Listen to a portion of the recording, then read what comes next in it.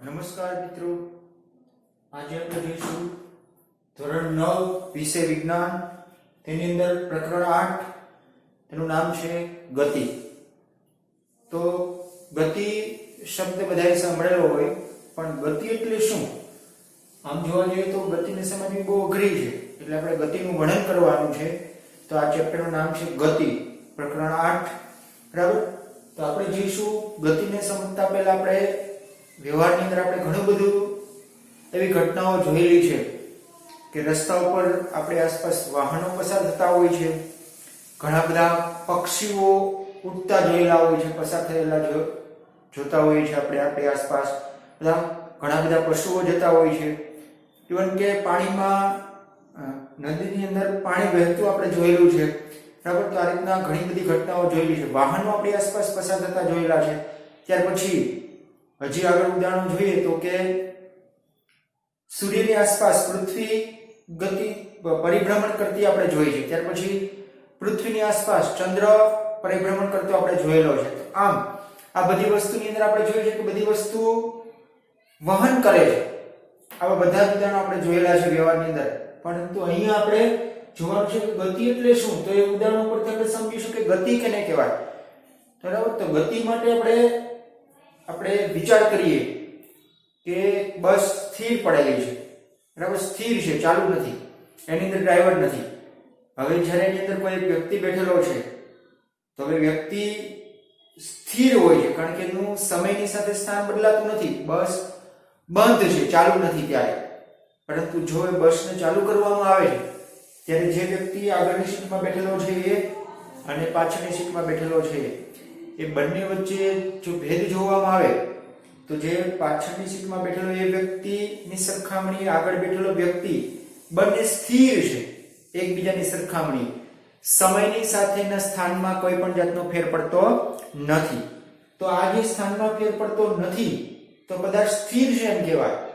પરંતુ બસની બહાર રહેલો વ્યક્તિ, જો બસની અંદર રહેલો વ્યક્તિને જોવામાં આવે છે, બહાર રહેલો વ્યક્તિ અવલોકન કરે છે, બરાબર, તો એની સરખામણીએ સમયની સાથે એ વ્યક્તિનું સ્થાન બદલે. તો આમ હવે આપણને ખ્યાલ આવે ગતિ એટલે શું?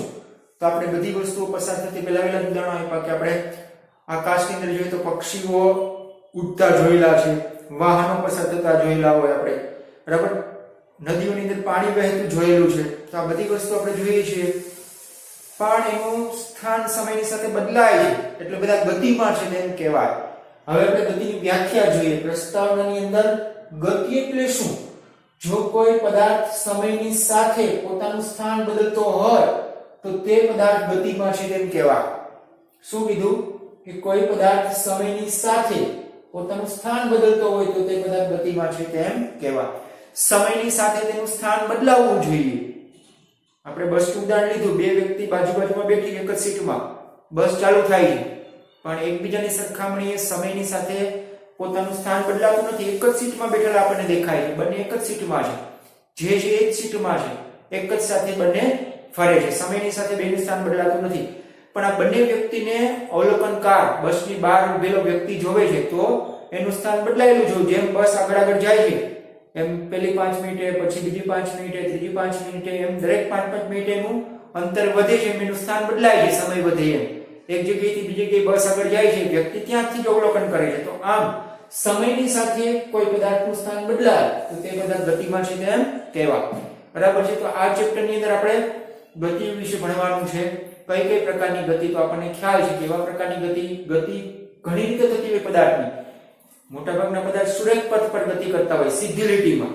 ઘણા વર્તુળાકાર ગતિ કરતા હોય છે, ગોળ ગોળ. ઘણા અસ્તવ્યસ્ત રીતે ગતિ કરતા હોય છે ગમે. તો આ ચેપ્ટરની અંદર આપણે ગતિનું વર્ણન કરવાનું છે. ગતિ શા માટે થાય છે નહીં, પણ ગતિ કેવી છે એ આપણે સમજવાનું. તો મોટે ભાગે આપણે સુરેખ પથ પર થતી ગતિનું વર્ણન કરવાનું છે. વર્તુળાકાર ગતિનું થોડું ઘણું આપણે સમજીશું. બરાબર છે. તો આ રીતના આપણે ગતિ એટલે શું, આપણે ગતિ માટે વ્યાખ્યા જોઈ. બરાબર. ગતિ એટલે શું કે કોઈ પદાર્થનું સમયની સાથે સ્થાન બદલાય તો તે પદાર્થ ગતિમાં છે તેમ કહેવાય. બરાબર છે. ત્યાર પછી આપણે ગતિનું વર્ણન કરવાનું છે. આપણે તો ગતિનું વર્ણન ની અંદર આપણે સમજીએ કે કોઈ એક વસ્તુ માટે આપણે ઉદાહરણ લઈએ, દાખલા તરીકે આપણે એમ કહીએ છીએ કે ભાઈ અમદાવાદ છે, તો કે અમદાવાદ કઈ જગ્યાએ છે એનું ચોક્કસ એડ્રેસ આપણે આપવું હોય તો આપણે એમ કહીએ કે ભાઈ અમદાવાદ આ જગ્યાએથી આટલું છે, રાજકોટથી આટલું છે, તો કે સુરતથી આટલું થાય છે, જુનાગઢથી આટલું થાય છે.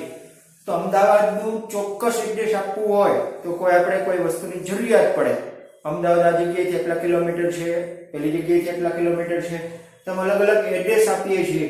તો આ જે વસ્તુ બતાવવી પડે છે, આપણે એમ કહીએ કે ભાઈ જુનાગઢથી અમદાવાદ કેટલા કિલોમીટર છે, રાજકોટથી કેટલા કિલોમીટર છે, આપણે અલગ અલગ કિલોમીટર માટે આપણે કહીએ છીએ, બરાબર છે. તો આ જે વસ્તુ છે કે એડ્રેસ, જેને આપણે કહેવાય આધાર બિંદુ, આધાર આપવો પડે કે કોઈ વસ્તુને દર્શાવવા માટે જે સંદર્ભ બિંદુની જરૂરિયાત પડે છે તેને આધાર બિંદુ કહેવામાં આવે છે, બરાબર.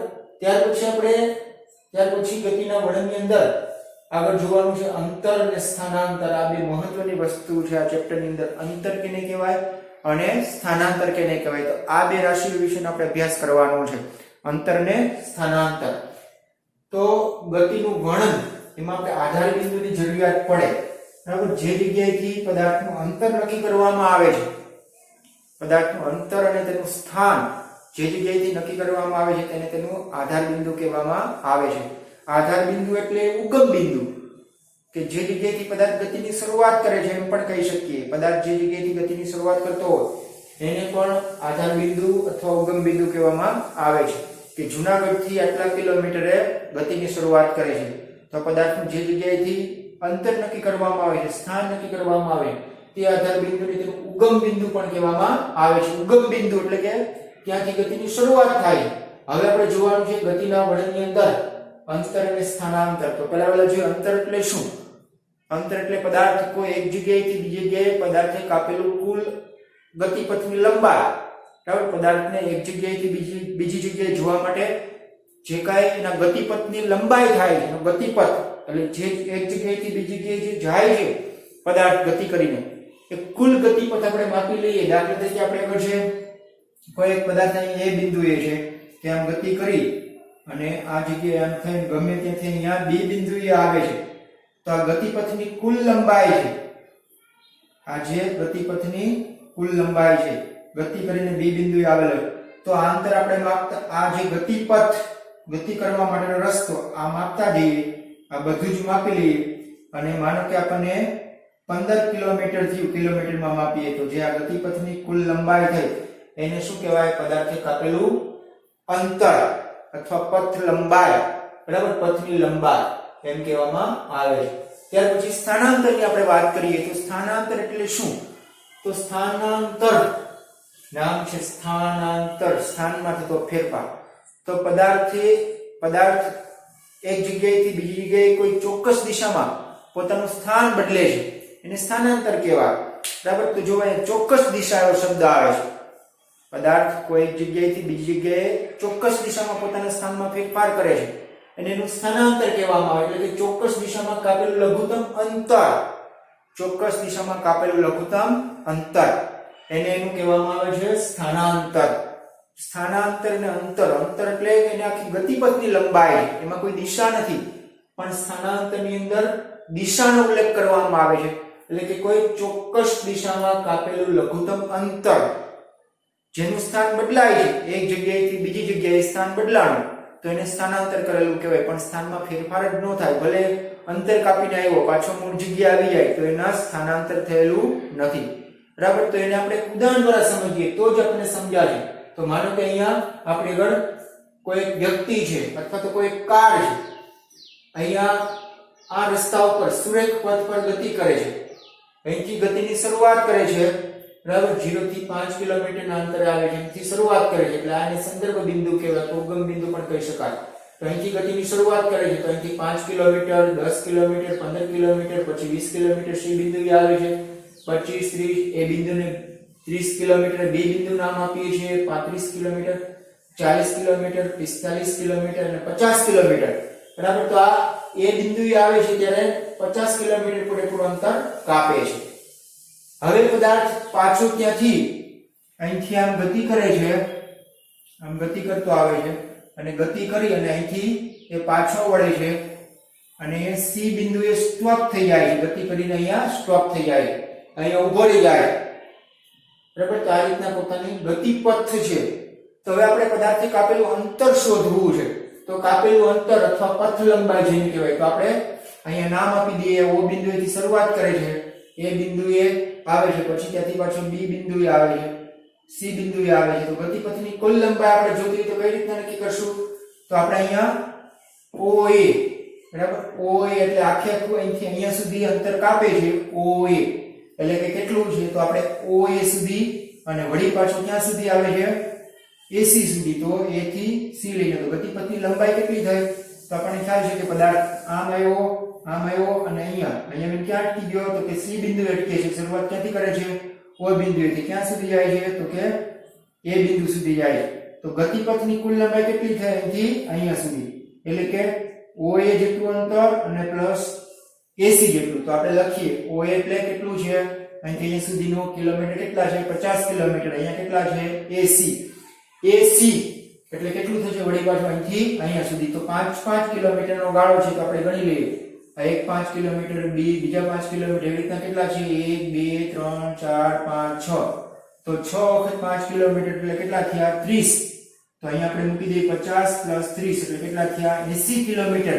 તો પદાર્થે કાપેલું અંતર અથવા પથ લંબાઈ, કુલ પથ લંબાઈ 80 કિલોમીટર છે. ચોક્કસ દિશામાં નથી, આમ જાય છે વળી પાછું આમ આવે, એટલે કાપેલું અંતર છે. તો પદાર્થ એક જગ્યાએથી બીજી જગ્યાએ ગતિ કરવા માટે જે પોતાનું કાપેલું કુલ અંતર છે, કાપેલું ગતિપથ કુલ એને શું કહેવાય? અંતર. હવે આપણે સ્થાનાંતરની વાત કરીએ તો સ્થાનાંતર. તો સ્થાનાંતર એટલે શું? આપણે જોઈએ સ્થાનાંતર એટલે પદાર્થના સ્થાનમાં થતો ફેરફાર. ચોક્કસ દિશામાં પદાર્થના સ્થાનમાં થતો ફેરફાર એટલે શું? સ્થાનાંતર. તો અહીં આપણે આગળ જોઈએ સ્થાનાંતર કેટલું થાય છે. તો પદાર્થ અહીંથી અહીંયા સુધી આવે છે. જુઓ, અહીંથી આમ જઈને અહીંયા આવે છે, અહીંથી આમ જઈને અહીંયા આવ્યો. તો પદાર્થ પેલા મૂળ જગ્યાએ ક્યાં હતો? O બિંદુએ હતો. ત્યાંથી ક્યાં અટકી ગયો? C બિંદુએ અટકી ગયો છે. તો પદાર્થ સ્થાન માત્ર આટલું જ બદલાવાનું, અહીંથી અહીંયા સુધી આવ્યો પદાર્થ, બરાબર. સ્થાનમાં ફેરફાર શું થયો? પેલા O બિંદુએ હતો, પછીનું અંતિમ સ્થાન ક્યાં છે? C બિંદુએ. તો આપણે સ્થાનમાં થતો ફેરફાર એટલે કેટલો થશે? OC જેટલો. તો OC જેટલું એટલે કેટલું છે? આપણે 1 2 3 4, બરાબર. તો આપણે જોઈએ કે 4 1 2 3 4, સોરી આપણે 25 નથી, પણ 1 વખત 5 ને 5 10, આ કેટલું થશે? 20. તો આપણે આગળ થશે OC એટલે કેટલું? 20 કિલોમીટર સ્થાનાંતર થયું, બરાબર. તો આમ પદાર્થના સ્થાનમાં થતો ફેરફાર કેટલો છે? 20 કિલોમીટર જેટલો છે. ચોક્કસ દિશામાં છે, આમ જ જાય, પછી પાછો મૂળ જગ્યાએથી પાછો આવતો નથી. તો આમ પદાર્થના સ્થાનમાં થતો ફેરફાર એટલે સ્થાનાંતર, બરાબર. ચોક્કસ દિશામાં પદાર્થના સ્થાનમાં થતા ફેરફારને સ્થાનાંતર કહેવાય. અંતર એટલે શું? પદાર્થે કાપેલા ગતિપથની કુલ લંબાઈને પદાર્થનું કાપેલું અંતર કહેવામાં આવે છે. તો ગતિના વળણની અંદર આપણે આધાર બિંદુ, અંતર અને સ્થાનાંતર આટલી વસ્તુ જોઈ. ત્યાર પછી આપણે આગળ જોઈએ પથ લંબાઈ અને સ્થાનાંતર. બેની સરખામણી કરીએ તો કે પથ લંબાઈ અને સ્થાનાંતર. તો કે પથ લંબાઈ કઈક હોઈ શકે અને 0. જો સ્થાનાંતર 0 હોય તો પથ લંબાઈ કઈક હોય તો કે હા, બરાબર. દાખલા તરીકે આપણે પદાર્થ ગતિ કરીને અહીંથી આમ આવે અને પાછો અહીંયા સુધી આમ પહોંચી જાય, પાછો અહીંયા, તો પદાર્થના સ્થાનમાં કઈ ફેર નથી પડતો. પદાર્થનું સ્થાનાંતર 0 છે, પણ પથ લંબાઈ કઈક થાય છે. આપણે ગણતરી કરીએ તો કઈક આપણને મળશે.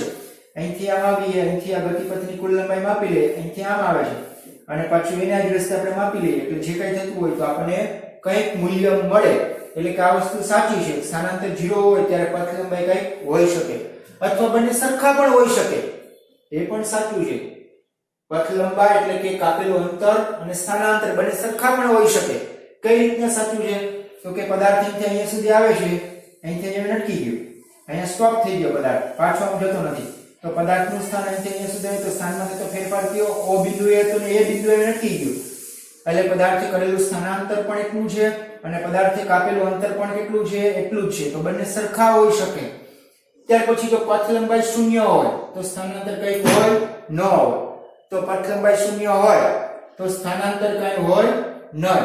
તો પથ લંબાઈ 0 હોય તો સ્થાનાંતર 0 કઈ થાય જ નહીં, 0 હોઈ શકે. દાખલા તરીકે અહીંથી પદાર્થ ગતિ કરે છે, તો અહીંથી પદાર્થ ગતિ કરીને અહીં આવ્યો, બરાબર છે, અથવા તો સ્થાનાંતર પદાર્થ કરતો જ નથી, પથ લંબાઈ શૂન્ય છે એટલે કે પદાર્થ સ્થિર છે ત્યાંનો ત્યાં, તો એના સ્થાનમાં કંઈ ફેર થવાનો જ નથી, એટલું જ છે એનું સ્થાનાંતર છે ત્યાં જ, ઓ બિંદુએ પદાર્થ છે કઈ ગતિ કરતો જ નથી, તો કાપેલું અંતર કઈ નથી, તો એના સ્થાનમાં પણ ફેરફાર નથી, તો કઈ મળવાનું નથી. જો પથ લંબાઈ અંતર શૂન્ય, કાપેલું અંતર, તો સ્થાનાંતર પણ કેવું હોય?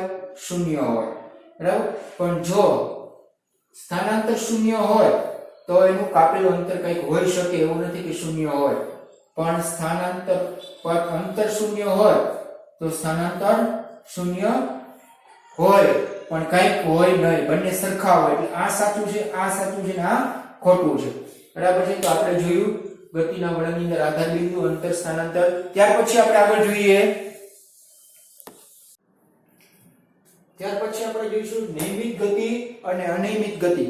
તો નામ જ છે નિયમિત ગતિ અને અનિયમિત ગતિ. તો નામ ઉપરથી જ આપણને ખ્યાલ આવે કે નિયમિત ગતિ એટલે કે નિયમિત રીતે થતી હોય છે, બરાબર. અનિયમિત ગતિ તો અનિયમિત રીતે થતી હોય. તો આપણે જોઈએ નિયમિત અને અનિયમિત ગતિ એટલે શું, બરાબર. તો એને ઉદાહરણ દ્વારા આપણે સમજીએ, બરાબર. તો કોઈ એક પદાર્થ છે, એના માટે આ રીતના આપણને સમય આપેલો છે, તો પદાર્થ A માટે અને પદાર્થ B માટે આપણે ગતિની સરખામણી કરીએ, તો પદાર્થ A માટે પહેલા આપણે 9 નો સમય છે, ત્યાર પછી 9 ને 5 થાય છે સવારના, એટલે કે AM, ત્યાર પછી 9 ને 10 થાય છે, ત્યાર પછી 9 ને 15 AM થાય છે, ત્યાર પછી 9 ને 20 AM થાય છે, બરાબર. તો આમ પદાર્થ A માટે, તો A નામનો પદાર્થ છે, આપણે નામ આપી દઈએ પદાર્થ A, તો એ 9 વાગે 0 મીટર જેટલું અંતર કાપેલું છે, બરાબર. ત્યાર પછી 5 મિનિટ 9 ને 5 મિનિટ થાય છે ત્યારે 100 મીટર જેટલું અંતર કાપે છે.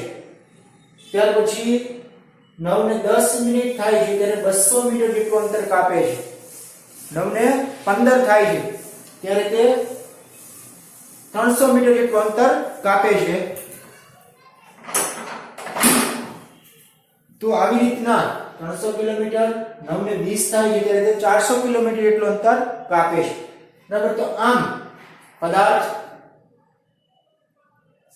A માટે આપણે જોયું તો મૂળ સ્થાને હોય ત્યારે સ્થિર હોય ત્યારે 0 મીટર જેટલું અંતર કાપે, 5 મિનિટના અંતરના આગળ એટલું અંતર એનું વધતું જાય છે. હવે આગળ પદાર્થ B માટે આપણે જોઈએ ત્યારે 9 વાગે એ સ્થિર હોય છે ત્યારે 0 મીટર જેટલું અંતર હોય ત્યારે 5 મિનિટ પૂરી થાય એટલે 130 મીટર જેટલું અંતર કાપે છે, પછી 230 મીટર જેટલું અંતર કાપે છે, પછી 240 મીટર જેટલું, અને 9 ને 20 થાય છે ત્યારે 410 મીટર જેટલું અંતર કાપે છે. તો આમ આ પદાર્થ માટે આપણે ગાળો જોઈએ તો કે 5 મિનિટના અંતરે ફેરફાર શું છે, કેટલા અંતરનો છે, તો કે 100 મીટર જેટલો ફેરફાર છે, બરાબર. તફાવત 0 માંથી 100 થયું એટલે બે ફેરફાર શું થયું? 100. એ જ રીતે અહીંયા 5 મિનિટ 9 ને 5 માંથી 9 ને 10 થાય તો ત્યારે એને કાપેલું અંતર કેટલું? તો કે ત્યારે પણ 100 મીટર જેટલું અંતર કાપે છે. એ જ રીતના આ સમયગાળા દરમિયાન પણ કેટલું? 100 મીટરનો ફેરફાર. એ જ રીતના આ સમયગાળા દરમિયાન પણ કેટલો ફેરફાર અંતરનો? 100 મીટરનો. તો દરેક 5 મિનિટે 100 મીટર જેટલું અંતર કાપે છે, એટલે કે સમયગાળો એક સરખો છે. અહીંયા 5 મિનિટનો વધારો, અહીંયા પણ 5 મિનિટનો વધારો, અહીંયા પણ 5 મિનિટનો વધારો, અહીંયા પણ 5 મિનિટનો વધારો. તમ દરેક 5 મિનિટના ગાળા દરમિયાન 100 મીટર જેટલું જ અંતર કાપે છે પદાર્થ, એટલે કે એક સરખા સમયગાળામાં એક સરખું અંતર કાપે છે એમ કહી શકીએ. ત્યાર પછી આપણે અહીંયા જોઈએ અનિયમિત ગતિની અંદર આપણે જોઈએ પદાર્થ B માટે, તો પદાર્થ 0 માંથી 130 5 મિનિટનો સમય જાય છે ત્યારે 130 મીટર જેટલું અંતર કાપે છે. એ જ રીતના બીજી 5 મિનિટ વધે છે એટલે કે 9 ને 5 થાય છે ત્યારે તે 100 મીટર જેટલું અંતર કાપે છે. બંને વચ્ચેનો તફાવત 130 માંથી 230 થાય એટલે 100 મીટર જેટલું અંતર. એ જ રીતના 9 ને 10 થાય છે ત્યારે 9 ને 10 માંથી 9 ને 15 થાય છે ત્યારે 230 માંથી 240 મીટર જેટલું અંતર કાપે છે એટલે 60 મીટર જેટલો તફાવત. એ જ રીતના 240 માંથી 210 જેટલું થાય છે તો ત્યારે જોઈએ તો ત્યારે બંને વચ્ચે કેટલો તફાવત? 120 કિલોમીટર જેટલું અંતર કાપે છે, એટલે કે સમયગાળો 5-5 મિનિટનો જ છે, બરાબર. પદાર્થ અને પદાર્થ B સરખા 9 વાગે જ ગતિની શરૂઆત કરે છે, તો એક સરખો સમયગાળો જ છે, પણ આને કાપેલું અંતર એક સરખા સમયગાળામાં 100 કિલોમીટર છે, પણ આને 9 વાગ્યા તો ત્યારે 0, પણ 9 ને 5 છે એટલે 130, 9 ને 10 છે એટલે 100 મીટર જેટલું અંતર કાપ્યું, 9 ને 15 છે એટલે 60 જેટલું અંતર કાપે છે, અને 9 ને 20 થાય એટલે 120 મીટર જેટલું અંતર કાપે છે. તો આમ એક સરખો સમયગાળો છે, પરંતુ એને કાપેલું અંતર કે એક સરખું નથી. તો આના ઉદાહરણ પરથી આપણે સમજીએ કે નિયમિત ગતિની વ્યાખ્યા કઈ રીતના આપી શકાય કે કોઈ પદાર્થ એક સરખા સમયગાળામાં એક સરખું અંતર કાપે તો તે પદાર્થ નિયમિત ગતિ કરે છે તેમ કહેવાય. બરાબર, તો પદાર્થ જો નિયમિત ગતિ કરે છે તેમ કહેવાય. અનિયમિત ગતિ, કોઈ પદાર્થ એક સરખા સમયગાળામાં એક સરખું અંતર ન કાપે તો એક સરખું અંતર નથી કાપતો, 130 મીટર, 100 મીટર, 60 મીટર, 120 મીટર, તો આવી ગતિને પદાર્થની અનિયમિત ગતિ કહેવામાં આવે છે, અને આવી ગતિને પદાર્થની નિયમિત ગતિ કહેવામાં આવે છે. તો આ પદાર્થની ગતિને કેવી કહેવાય? નિયમિત ગતિ. પદાર્થની નિયમિત ગતિ, અને આવી ગતિને પદાર્થની અનિયમિત ગતિ કહેવામાં આવે છે. તો આમ ગતિના વર્ણનની અંદર આપણે જોયું નિયમિત ગતિ અને અનિયમિત ગતિ. ત્યાર પછી આપણે આગળ જોઈએ, ત્યાર પછી આપણે જોઈશું ગતિના દરનું માપન. આપણે ગતિ વિશે સમજી રહ્યા છીએ. આપણે જોયું નિયમિત ગતિ અને અનિયમિત ગતિ. તો આપણે ગતિના દરનું માપન, દર એટલે શું? એનો દર એટલે સમય. જ્યારે દરની વાત આવે એટલે મગજમાં આવવું જોઈએ સમય. બરાબર, અને દરનું માપન કરવું છે આપણે. ગતિ કઈ રીતના માપવી કે ગતિ કરે છે બસ, તો એની ગતિ કેવી રીતના, એનો દર કેટલો છે, બરાબર, સમય કેટલો લે છે, કઈ રીતના એને માપવી, એના માટે કઈ વસ્તુ આપણે સંશોધન કરવું, જેને રાશિ કહેવામાં આવે છે. બરાબર, ભૌતિક રાશિ. વિજ્ઞાનની અંદર એને ભૌતિક રાશિ કહેવાય. તો ગતિનો દર કેટલો છે? બે બસ ગતિ કરીને જતી હોય, પણ એમાંથી ગતિનો દર કેનો વધારે છે, કેનો ઓછો છે, જો જે માપ કરવા માટે જે રાશિ વિકસાવવામાં આવી એને કહેવામાં આવે છે ઝડપ. તો આપણે સાંભળેલું છે કે આપણી બાઇક લઈને ઘણા લોકો જતા હોય તો એમ કહે છે કે ભાઈ મેં 60 ની ઝડપેથી, અથવા સ્પીડ જેને કહીએ છીએ કે 60 ની ઝડપે મેં મારી બાઇક ચલાવેલી છે. તો 60 ની ઝડપ અથવા ઇંગ્લિશમાં કહીએ તો સ્પીડ એટલે શું? 60 ની સ્પીડ એટલે શું? તો સ્પીડોમીટર હોય એમાં 60 ની સ્પીડ બતાવે, તો એને આપણે એકમ દ્વારા લખીએ. અહીંયા આપણે આ 60 કિલોમીટર, આ બાજુ આપણે એને સમજીએ તો અહીંયા આપણે જોઈએ તો આ 60 ની સ્પીડ એટલે શું? તો એનો એકમ લખીએ તો 60 કિલોમીટર, અને આમ ક્રોસમાં અહીંયા લખેલું હોય અવર, તો એનો એકમ કહેવાય. તો આ શું બતાવે છે? 60 ની સ્પીડ એટલે શું? બરાબર, 60 ની સ્પીડે, 60 ની ઝડપે ગાડી ચલાવેલી, એનો અર્થ શું થાય? એટલે કે 60 કિલોમીટર પ્રતિ અવર, h એટલે કલાક, અવર અને 60 કિલોમીટર, તો એનો આંક હોય તો પણ એ પ્રતિ જ બોલાય. આ એકમને શું કહેવાય? 60 કિલોમીટર પ્રતિ અવર. બરાબર, પ્રતિ આવી રીતના લખવામાં આવતું હોય છે, પ્રતિ. બરાબર, પ્રતિ. તો 60 કિલોમીટર પ્રતિ અવર એટલે કે જે વ્યક્તિ ગાડી પર બેસી ગયો, હવે 1 કલાકની અંદર એની સ્પીડ 60 જ રહે છે. 1 કલાકની અંદર 1 કલાક સુધી એની જે ગાડીની અંદર જે મીટર હોય છે આગળ, બરાબર, એ ઓડોમીટર કહેવાય, એની અંદર એની સ્પીડ એક જ ધારી 1 કલાક સુધી 60 ને 60 જ રહે છે, એમાં ફેર પડતો નથી.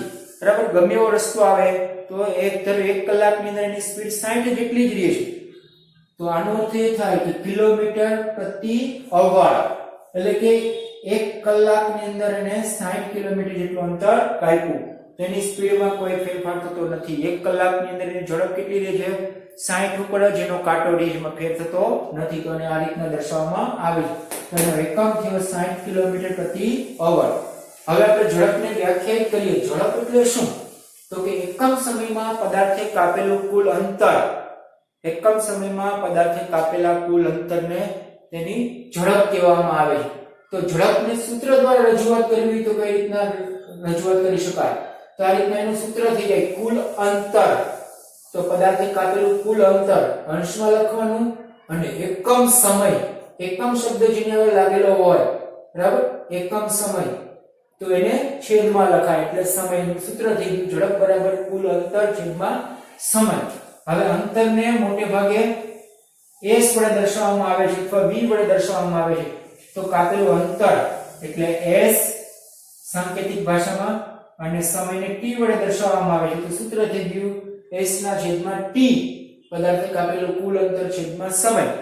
હવે એકમ લખવામાં આવતો હોય છે કોઈ પણ ભૌતિક રાશિ હોય તો આપણે ગતિના દરનું માપન કરવું હોય તો હવે કરી શકીએ. આપણે કહી શકીએ કે બસ છે, બે બસો દાખલા તરીકે ગતિ કરીને જતી હોય તો પહેલા નંબરની બસ અને બીજા નંબરની બસ, તો પહેલા નંબરની બસનો ગતિનો દર કેટલો છે બીજા નંબરની બસ કરતા અને બીજા નંબરની બસનો ગતિનો દર કેટલો છે, તો ત્યારે ગતિનો દર ન કહીએ પણ હવે આપણે કહીએ ઝડપ. બરાબર, પહેલી બસ બીજા નંબરની બસ કરતા કેટલી ઝડપથી ગતિ કરે છે, પહેલા નંબરની બસ કરતા બીજા નંબરની બસ કેટલી ઝડપથી ગતિ કરે છે. તો આપણે ઝડપ નામનો શબ્દ આવી ગયો. બરાબર, ગતિના દરનું માપન નક્કી કરવા માટે ઝડપની જરૂરિયાત પડી. બરાબર છે, તો આ રીતના ઝડપ નામની રાશિને વિકસાવવામાં આવેલી છે. બરાબર, દર નક્કી કરવા માટે, ગતિના દરનું માપન નક્કી કરવા માટે હવે તેનું એકમ કયા એકમમાં માપવું, આ તો સૂત્ર હતું, કયા એકમમાં માપી શકાય આપણે જોવાનું છે.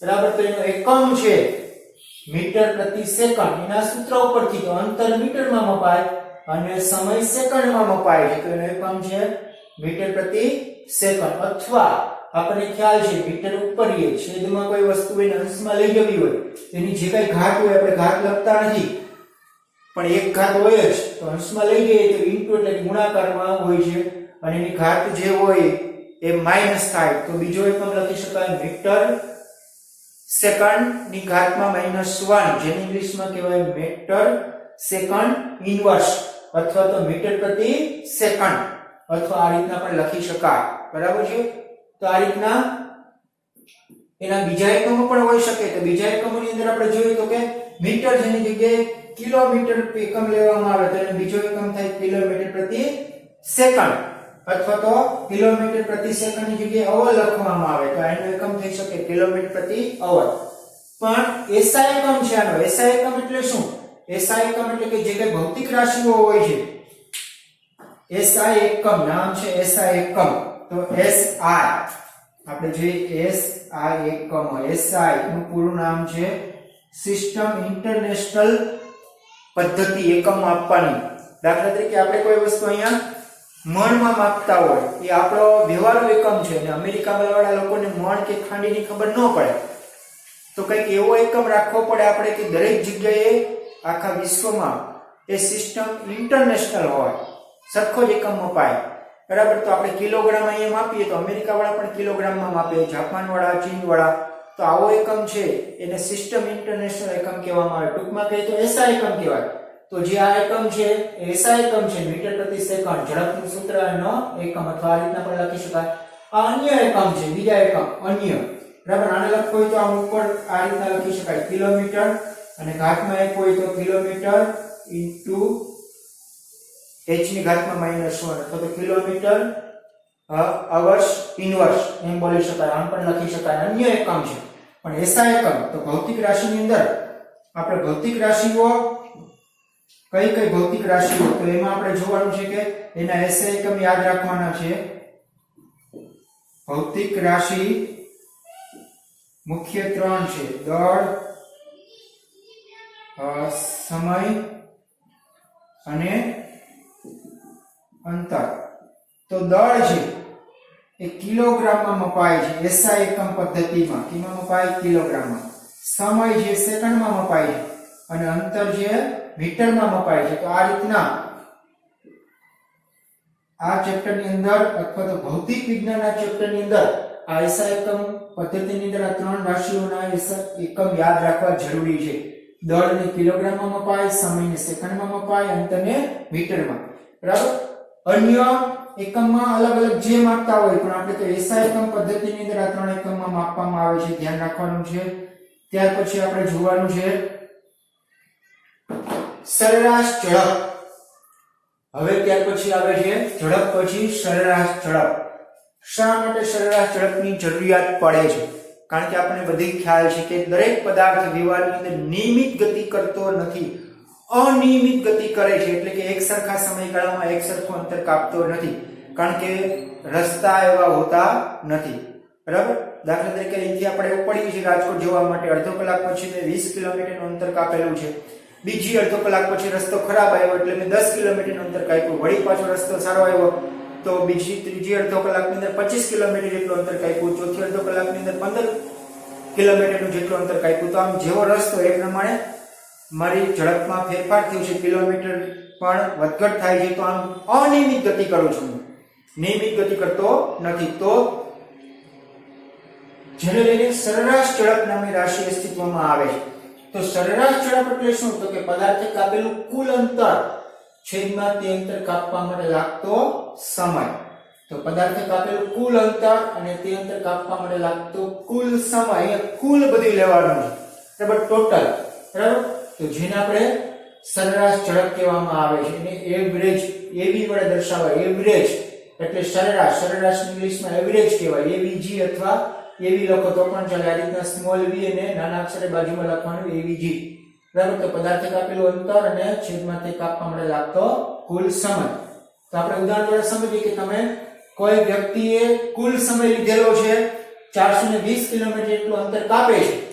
કોઈ પદાર્થ 420 કિલોમીટર જેટલું અંતર કાપે છે ત્યારે તે અંતર કાપવા માટે લાગતો સમય તેણે લીધેલો છે 6 કલાક કુલ સમય, બરાબર છે. તો તેની સરેરાશ ઝડપ કેટલી થશે?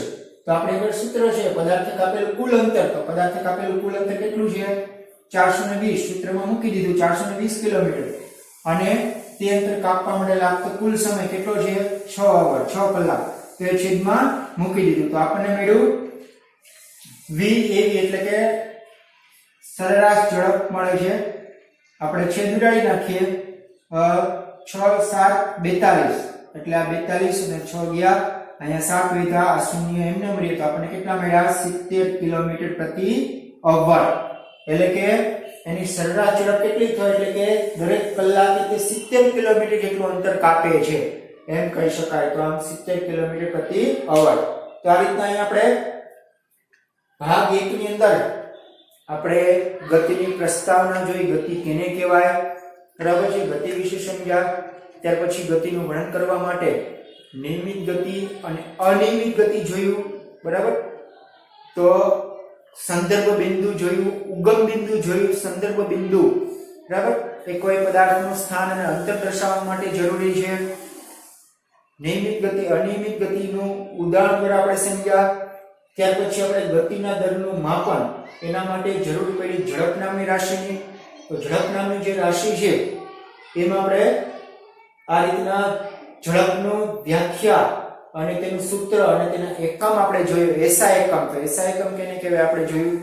ત્યાર પછી પદાર્થ નિયમિત ગતિ નથી કરતો. નિયમિત ગતિ કરતો હોય તો ઝડપ આપણને ડાયરેક્ટ મળી જાય, પણ અનિયમિત ગતિ કરે છે જેથી કરીને દરેક પદાર્થની ઝડપ માપવી હોય તો સરેરાશ ઝડપના સૂત્ર દ્વારા જ આપણને મળે. તો સરેરાશ ઝડપ એટલે શું? તે પદાર્થે કાપેલું કુલ અંતર અને તે અંતર કાપવા માટે લાગતો કુલ સમય, બરાબર. તો તે સૂત્ર પરથી આપણને સરેરાશ ઝડપ મળી જાય. અને એકમ એ જ રહે, ઝડપ જ છે પણ સરેરાશ ઝડપ. તો આનો એકમ પણ એ જ થશે, મીટર પ્રતિ સેકન્ડ, બરાબર. આ એનો એસઆઈ એકમ છે, બરાબર છે. તો આ રીતના એનો એસઆઈ એકમ છે, મીટર પ્રતિ સેકન્ડ, બરાબર. તો આમ આ વ્યાખ્યા આપણે જોઈ, બરાબર છે. ત્યાર પછીના ભાગ 2 ની અંદર આપણે આગળ જોઈશું. અહીંયા સુધી રાખીએ છીએ.